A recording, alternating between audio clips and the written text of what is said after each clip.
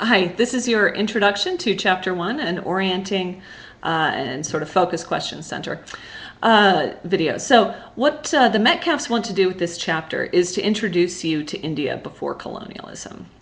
Okay, so one of the big challenges of doing an introduction to modern India is that you have to arrive in 1500 with a lot of vocabulary that is not familiar, terms that are not familiar, a geography and a region that is not familiar. So I made a separate video with some of the terms, how to pronounce them, that you'll need to know for this chapter.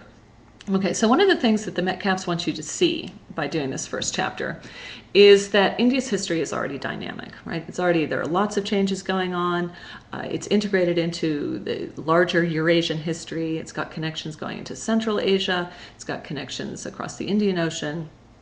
Lots of things going on. So this is not the case of a stagnant, traditional place waiting to be tapped into the modern age by the arrival of the British. So that's a really important point, and one that historians now believe is the best starting place for looking at modern India. So bear with the vocabulary, and we'll move from there. So what I wanted you to do is to kind of, as you read, to take notes on what you think is important. And for this first chapter, I thought I'd give you kind of a little push toward that.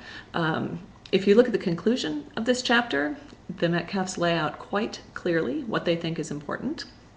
Okay, and one of the things that they want you to have accomplished by the time you get to the end of their chapter is that you see the difference between leaders that we identify as Muslim or Islamic based on a religious term and the motivations of their power, which are not explicitly religious, right? This is not about religious conversion, religious expansion, although occasionally those are tools of empire.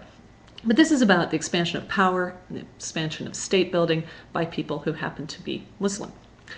Okay, so this is important because of the long-held use of religious terms, right? They introduced at the beginning, created by the British, which has defined a unit in Indian history before colonialism as Islamic. So we have to take apart what exactly that means. So because I'm familiar with these issues, I read them through very easily in this chapter.